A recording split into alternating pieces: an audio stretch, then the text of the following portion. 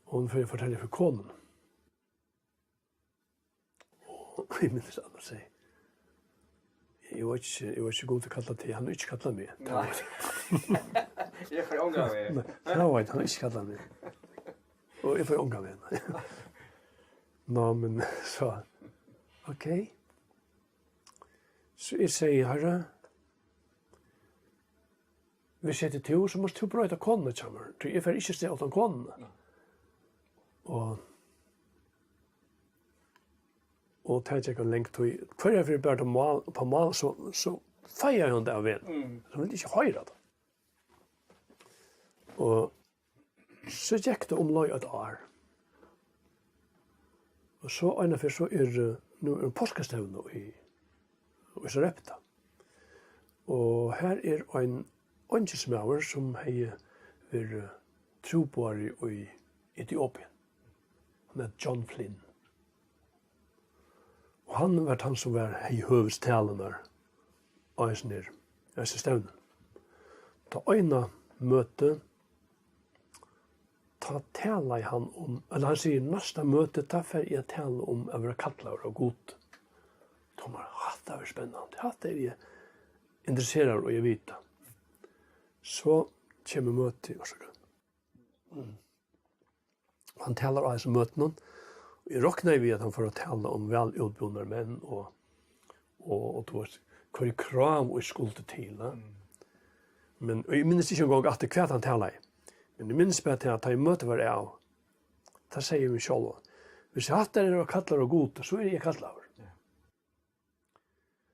Og jeg minnes jeg får nyer og i tjattlaren, her som at her det omklædsrommen i Sarepta, det. Vi må se herre, hva skal jeg gjøre? Og medan til, så kom Anna inn. Så sier alle, jeg vet vel herren du kallet det. Jeg vet vel at jeg en hindringer for at du ikke først sted. Jeg kan ikke si at det god til å kalle meg, men jeg kona tog inn, og som du først. Her kommer vi. Her kommer vi.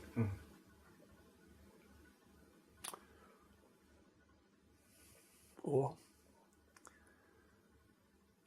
det var tabla jo og jeg så fantastisk løta for meg, altså.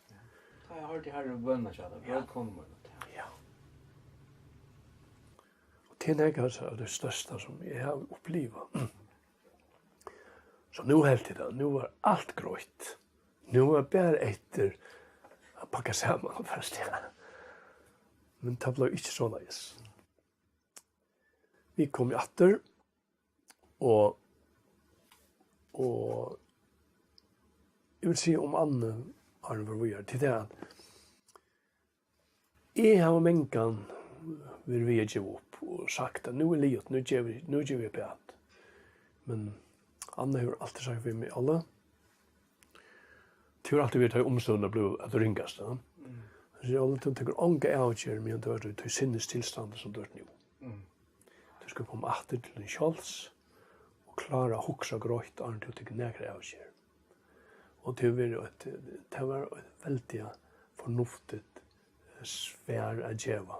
Hun var slett ikke vige på at bare jeg skulle kunne avgjøre, og så at han har for et engrad. Så, men så kom vi til Klaksberg. Nå hukser jeg. Og nå for å kurse seg alt det gengast mer vel. Nå måtte vi ta sted, og vi tatt hus, vi tatt land, og nu måtte jeg fortjene nekvar penger for å slippe sted, og jeg har fortjent vel. Men hva hendte alt for å gjenge øvet, som ta var en høy inntøk, jeg har fortjent are fra London 24.000, en høy lønn ta, are etter fortjent i 12. Alt for å øvet av veien firma. Og så minnes jeg, og en dag så sier Anna, ja, men jeg husker jo om at mot løyves, hvis det skulle brukes, det måtte være talere, det var sånn som jeg pura fullkomlig EU-bostrom til først i verden, eller for nekkert det å være. Men jeg helt meg selv å ha en sterskere kropp, og våga meg nok så nekv. Så jeg har jo et likam som jeg kom til djeva herranen, og ta også jeg om at det for å være ute her med stammen der man brukte kanoer og rekva og bera tunga birar og den slags, en supply med over. Det er jeg ikke for å være min tennast. Og jeg vet ikke, alltid herren, han gautøk det bare. Det er bare akkurat som du hokser. Jeg kommer i gang. Jo, så vet som jeg sier, det er ikke alltid øvet, men så sier Anna vi med en dag, ja, men hvis vi skulle enda i Sør-Amerika inn i en fromskav ångsteg, kan du bruke en hus i Klaksvik til? Vet du, ja. Hva til? Tog, altså, jeg helt sjølver. Jeg var ången ive om at jeg vet at Juvel II akkurat til herrene tjenene her ute, så var ången til Løyvene kom at til følger. Jeg råkner på at Løyve i følger, det var færre. Og så enda litt varta for mot vi kommet. Eller for okkara vi kommet. Nå, men så har vi ikke visst husene bløyen. Kan det ikke være for det ble ta. Altså, nå, som er pape, som er vært glæver fra min undan, tog, som han sier ved meg, fra tog at de er født, bøttene, så har vi yngste god skulle bruke det. Men at det for å være så løyes, det har alltid vært ut om det som han også sier. Og det betyr at det ble kjetter. Og det var øyelig hardt for han til å lette forskjellige, tog at han, vi tatt arbeid sammen, alle togene. Og han sa bare til så løyes at fire tøkene hun gikk for så vidt godt, og jeg får høre ham som for å fortsette. Men nå er det ikke bare at det er ikke for å fortsette, men jeg får affærer, og bøttene ikke mer som han var øyelig gode vi, det er for oss til rym. Ninna siste min, hun sa etter alle tøyene. Hun var altså virkelig vi med og i øtlen. Hine satt jo ikke nek, kanskje ikke, men hun var en ordentlig, veldig stol for åkken da. Og begge mamma og pappa ta gautøk det faktisk ikke. Og samkommende ble øyelig snakk om det. Altså her med kone, 2 bøtten, seler alt det som han øyer, og først det, han var ikke hva for. Altså de første 2 årene, det visste ikke hva skuld, men hva så? Han var ikke hva skuld. Altså, mævene ble fra seg selv. Og hva skrevet? Ikke sier nekka vi med om det. Men jeg hørte det alle sier fra. Men det var en mæver samkommet, det var Elias Paulsen. Han sier, alle kan så komme ned og snakke med meg. Jeg sier, ja, så kom ned. Så spurte jeg meg, og jeg forklaret i 4 om hvordan jeg så i. Jeg kjente etter her, for at jeg var unger, og hvordan jeg har en hel løyt og så gjøre. Og da jeg var liver, så sier han til, godt, la dere fære knøyen sammen. Så har han en innerlig bøn for meg og åkken, og så ber han om Guds sikning i åkken og løy åkkere. Men han har vært den øyneste innenfor samkomne som gjør teater. At andre var imot. Så vidt jeg var ikke. Nå, men så kom jeg til her, og det på en måte hardt å si, men sannolikt, det er søven om meg. Og en dag så sier pappa min ved meg, som sier, han var han som byrja vi glad for det som til at Herren for å bruke det, men han har jo også det var i førjen. Så sier han, alle, du er sånn unge maver, til du akkurat sett bygg, til du stender hubelan og så videre, så videre. Er det til at du ikke slipper bort i ordet sånn her? Jeg ble så ytler. Jeg sier, herre, hatt er enden av til høyla. Så jeg sier, jeg får unga vi. Jeg har gjort det her for unga vi. Og det ble jo altså slutt. Og jeg minnes at nu kom den største nei som jeg nekran hever jo i halvtid. Jeg har ikke bare halvtid at det det helt avgjørst. Tui. Nu begynner jeg at ivast. Tui. Du veist, jeg var frelst som smadronker, og det var ikke problema. Og jeg var visru tui, jeg sa at jeg var frelst, men nu tar jeg for å gjøre det som hinner og i samkommen har tala om at vi øya gjøre og gjøre lov okkara til herran og så er. Nu for å gjøre det nu reast der. Og jeg alltid satan leip av meg. Eller hjelpe meg, jeg vet ikke hva jeg kan kalla det. At her hadde alt en sosiale klubber til det saman. Jeg følte meg overbostan om det. Så at det vil jeg ikke være. Altså, hvis jeg det ikke er godt, så er jeg heller ikke frelster. Kom i det aller største nei som nekran det vil ut. Da du kommer i nei, og etter det at du er i trång og skån av imeskon slæge i luivene, men da det kommer til ævnløygan, til god, og god til, god ikke til, du frelster, du ikke frelster, du kattlaver, du ikke kattlaver, samkomman en klubb, eller hva det der? Og det vil ikke være vi til. Jeg sier, jeg får ikke møte, det sånn morgen. Ikke tala om å møte.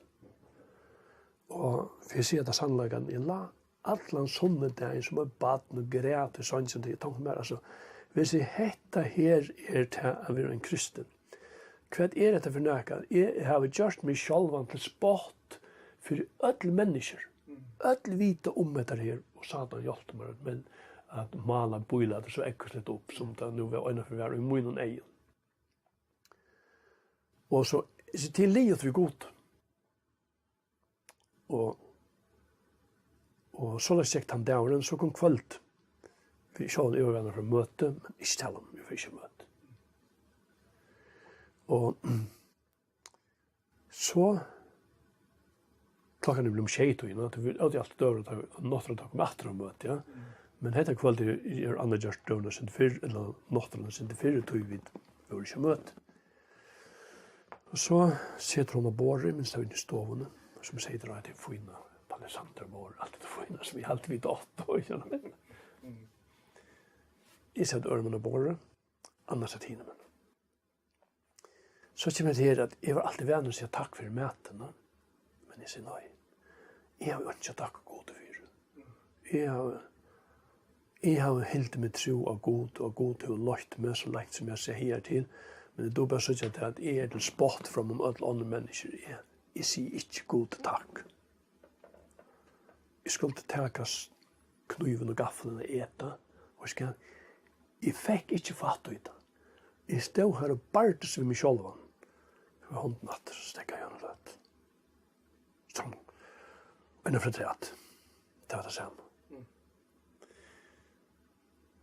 Og så innenfor hittiver ombord han. Hun har ikke sagt, ikke et øyneste år. Da satt en græt innen ombord. Du, det er fullkomlig, altså. Ta på knæet. Og jeg minns at bakte i høtti og takka i herren for gaven her. Og så var det etter. Og jeg menn kan også om det så gjerne ta.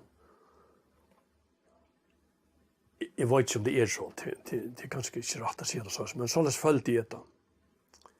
Jeg kjente det, eller jeg har kjent det som at til løtene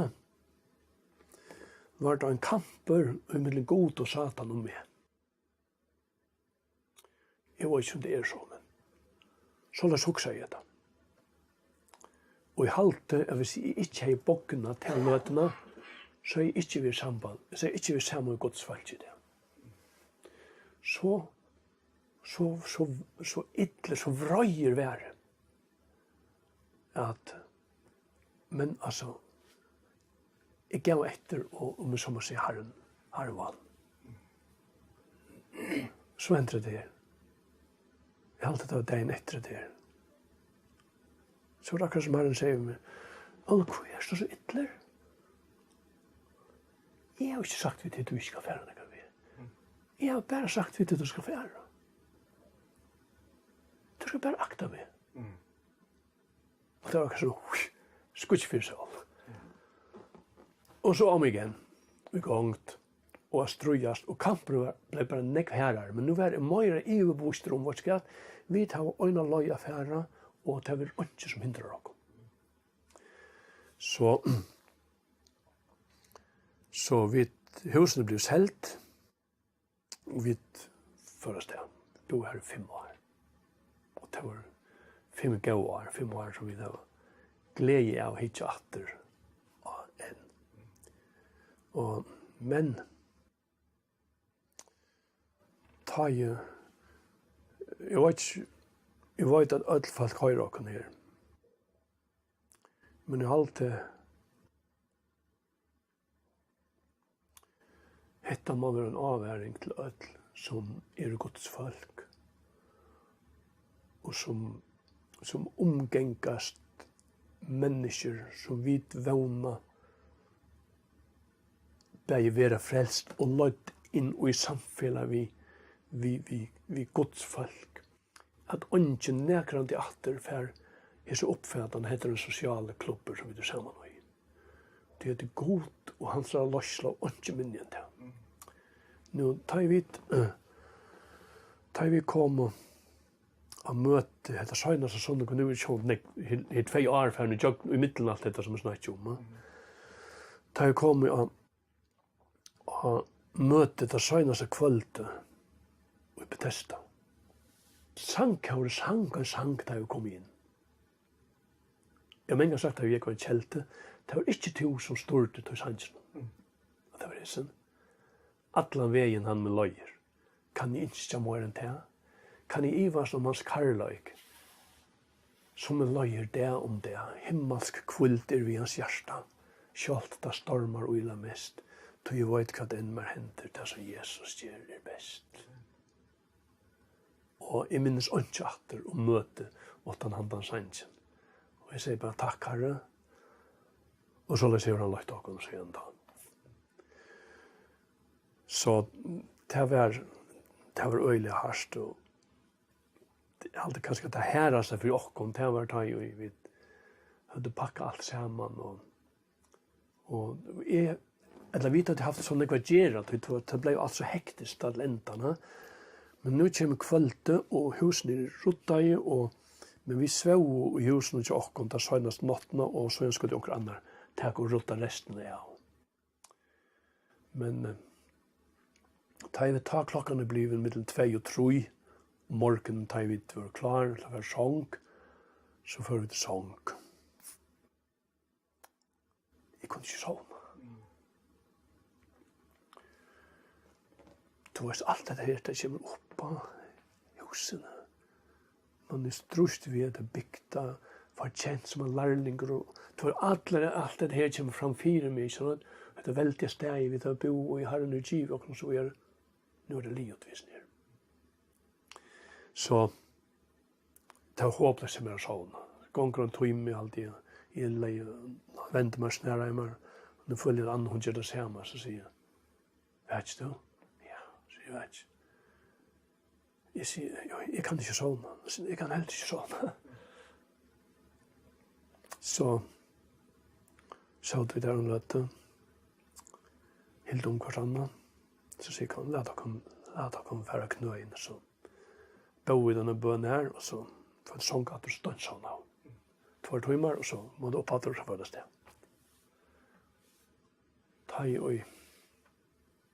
i for den dagen da jeg utfører ur husen til åkken. Og kom några tettnene, gamle tettnene som sildet han. Da sier jeg meg selv, alderen så långt som i livet skulle föta mig inom att klatschen.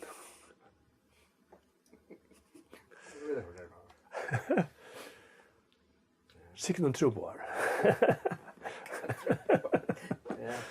Ja, det var så svært det.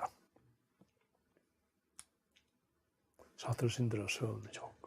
Varför var det så där för tøyna? For i til USA. Ja.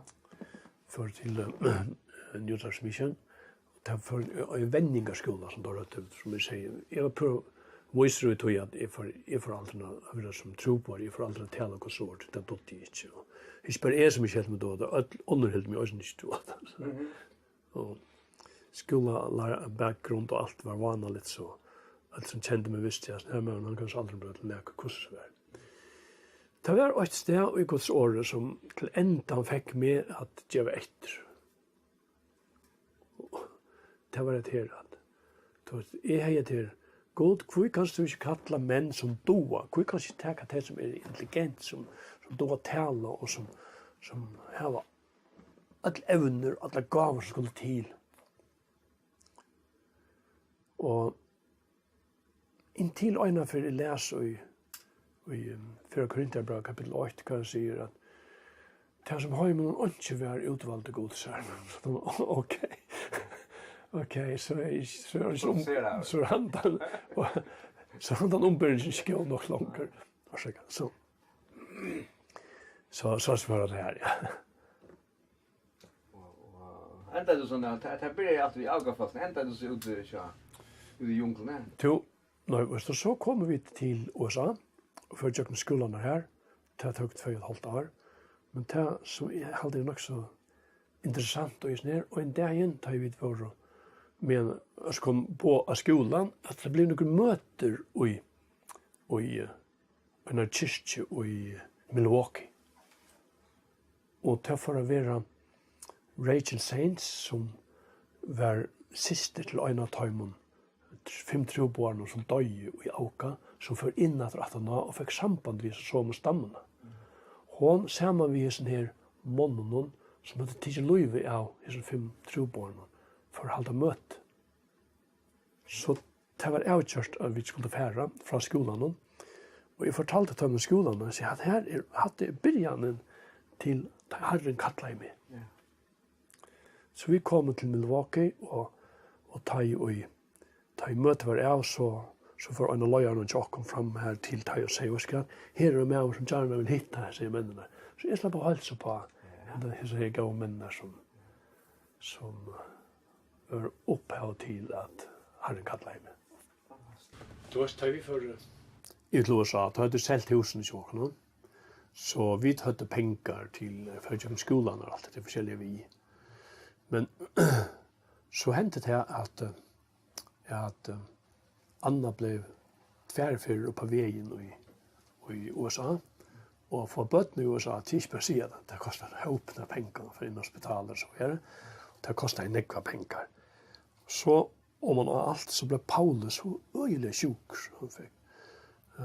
Jag vet inte hur det var så. Men över 40 graders feber. Och så han för in hospital och la här i 4 dagar. Och han visste jag så pengarna upp. Och nu är det att vi skulle ha mat. Då vet vi det att vi har pengar alla vi i köken och inte problem. Men nu börjar det standa av. Vi vet att ungan finns några gåver. Och så är det bia. Och vi får bia. Herre, du måste ge oss pengar så på höjmatte vi. Och då det kostar en nekta. Det kostar ju $1,000 och 6,000 kronor då. Jag så på höjmatte. Och så vi bo och på. Och så kom det sig imiska tankarna in från Bibeln, ja.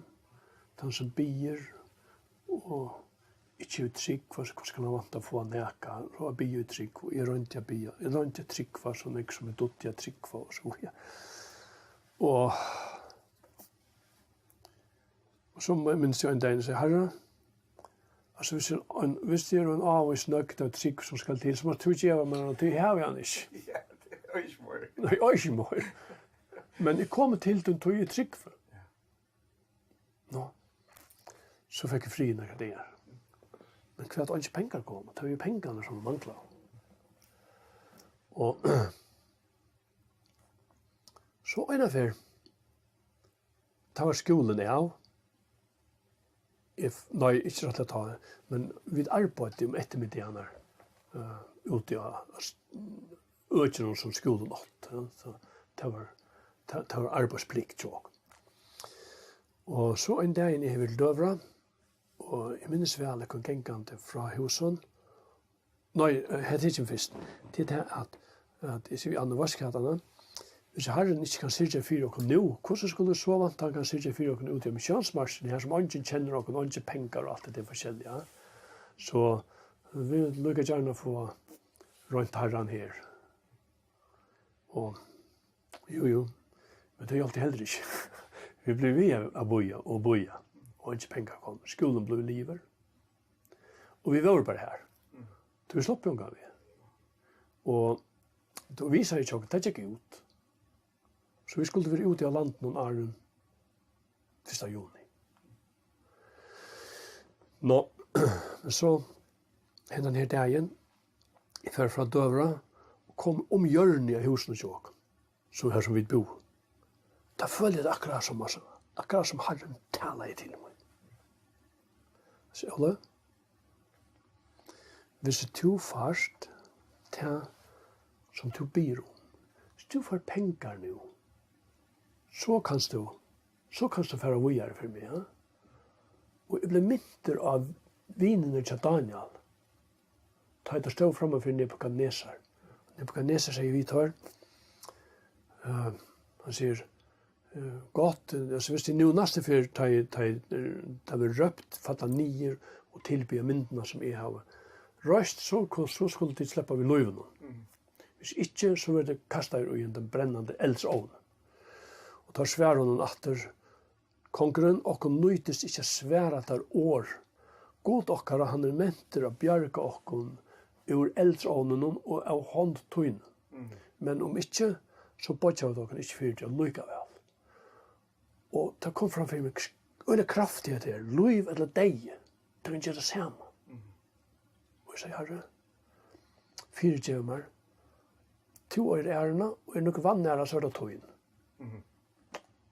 Så får det vi gjøre. Jeg kom til hus og kvalitet sier Anna Vars, ja, virkelig, Herre, alltid virkelig tale til meg det om at det er fri om det, at vi, hvordan løys vi kom høymatter til hans avbyrd, det skam. Hvis det allmenne følgen eller akkurat USA skal betale okkom høym, så er det stor skam for god som vi har sett alit okkar av. Hvis det er noen æra, så er han. Og jo, vi fikk fri begge 2. Men hva? Tog jeg ikke, da kommer ikke penger. Så en dagen, så færre vi til i postboksen her nede, og da var skolen liver, og det er såleis at alle poster som kom til okkara, han kom til New Transmission, postboks til. Til inne i bøynene, så for postmauren etter øtlån, og så døyler han det ut i boksene til okkon, her av skolen. Og hendan dagen vi kom iver, ta la et brev i postkassan. Vi bredde opp. Han la en tjekker på $1,000. Jeg er litt oppsiden. $1,000. Hvis det omkant finner noe gav fra min undan. Hvor sendte han? I aner det kjøvla bare en tjekker 1.000 kroner. Og $1,000. Så jeg får inn i kontoret, eller vi får inn i kontoret, gav det en tjekken som sier at vi har ikke noen penger her, men postmøren får inn til morgen, og han skulle han veksle han her inn. Så får jeg vite at jeg gled, kom ut om horene, så sier han til. var det $1000 eller var det 100? Ikke noe? Og jeg skrev, altså vi får bæg i båten. Kunne ikke passa $1000? Altså, hva skulle jeg si åkken $1000?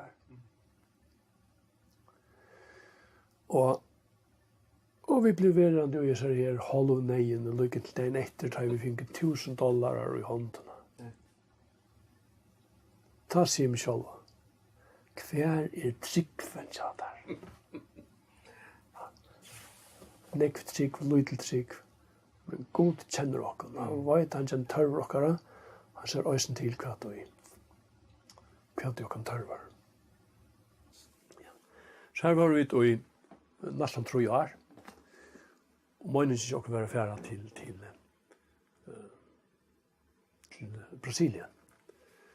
Men det var sånne perioder ofte det er at man slapp ikke inn. Vi fikk ikke innføre løyv. Så vi får hjemme til førjar. Og jeg vet ikke hvor, men jeg får hjemme til førjar og begynte på arbeid og maler, ja. I Klaksvik? I Klaksvik. Så enda du Klaksvik? Ja, så enda Klaksvik. Ja. Så det er så øyne jeg den liften som jeg har givet, som mange har hilt. Hva skal du be? Ja, hva skal du bedre? Nå, men så jeg arbeidet her og maler her. Jeg vet ikke, men ta utstykker der akkurat oppe i Luttelbrekk. Man var unger, og man har møte på alt. Jeg får i kommunen og kjøpte meg grunnstikk. Kanskje får man for å bruke datter, eller kanskje får vi bare være verand her. Det gikk 8 år 4 og annet etter, det kom unga med. Og så øyne for, så sier vi Anne, hva sier at dette ganger ikke, vi tar bare slik til 12 her.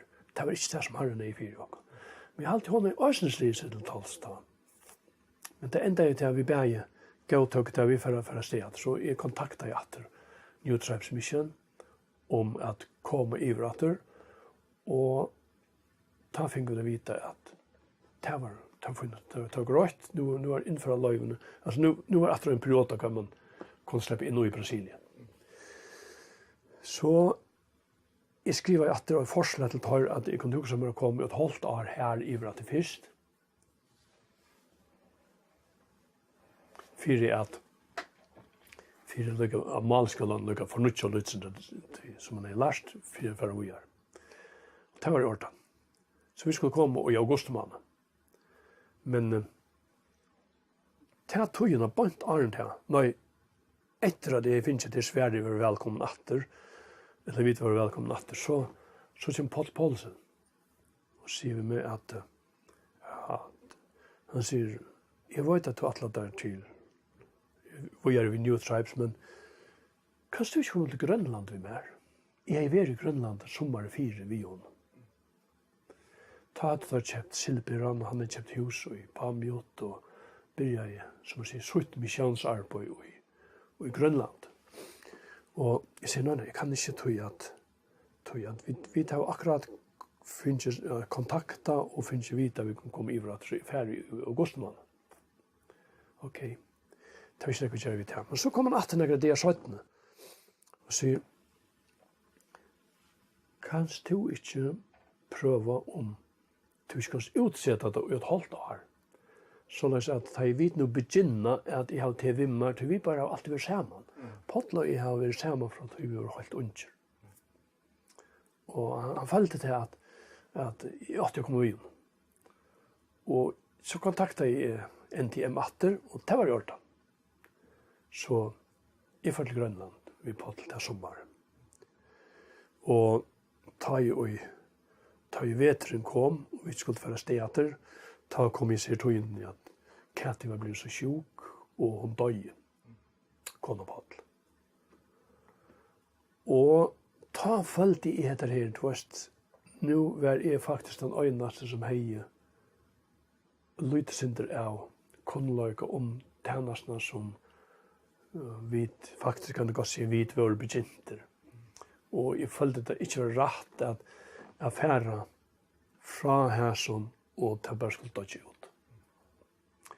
Så vi tok til avgjør, og jeg ble spurt av Paul, og vi tok også til avgjør at vi skulle fære iver, tror jeg på måtte komme hjem.